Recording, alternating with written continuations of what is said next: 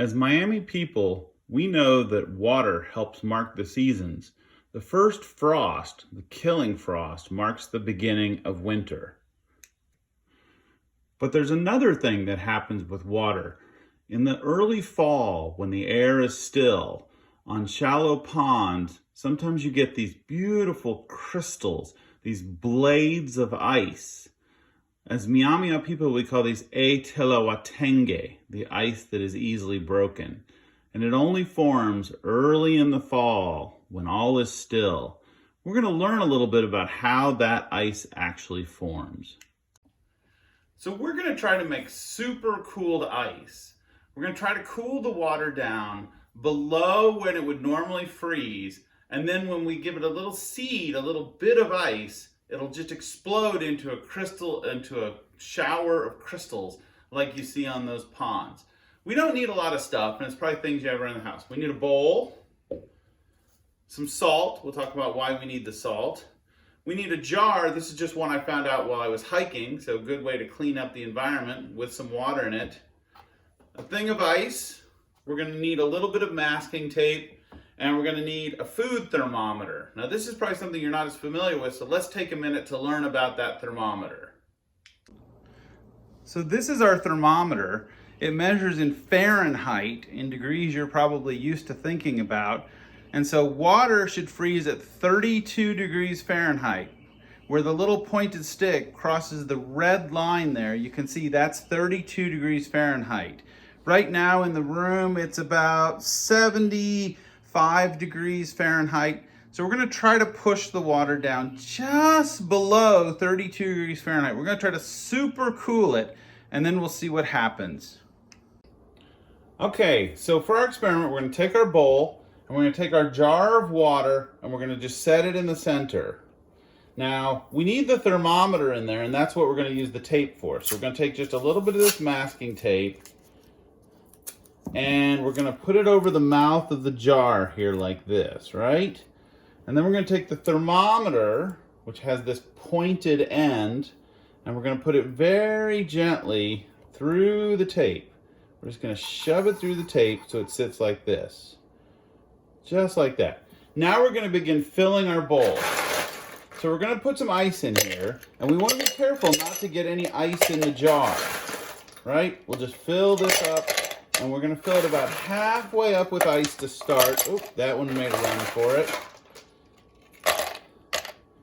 Right? About halfway up with ice.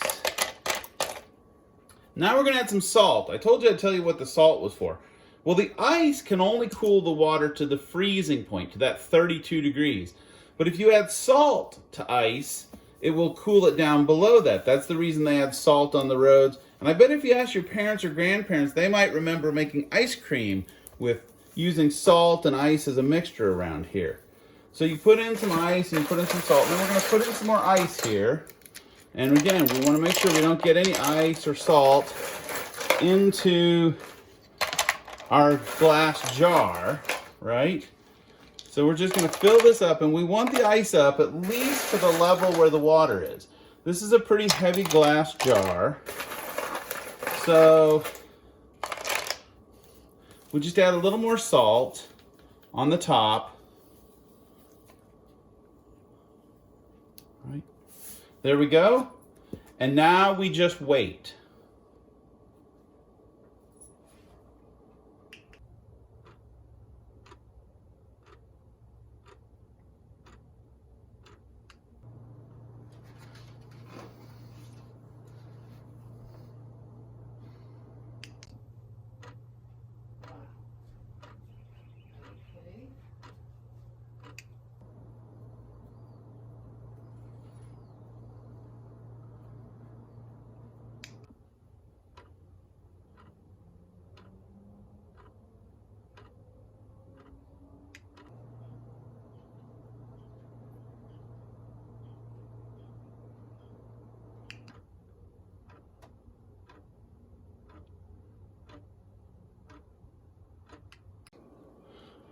Okay, so it didn't really take 2 hours like the clock suggested in there. It took about 30 minutes to get the ice down to right around 30 degrees.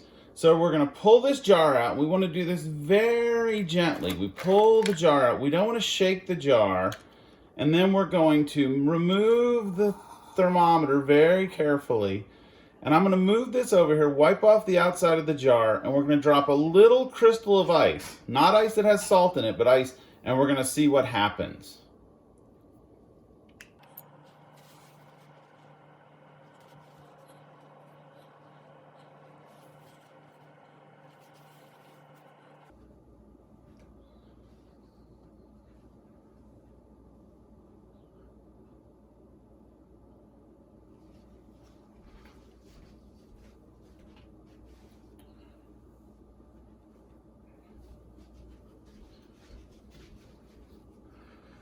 Now if we take the thermometer and we poke at it a little bit, you can see there's ice in there. It's easily broken. Tilawatenge, the ice that's easily broken. And that's how you form supercooled ice. Pretty cool experiment.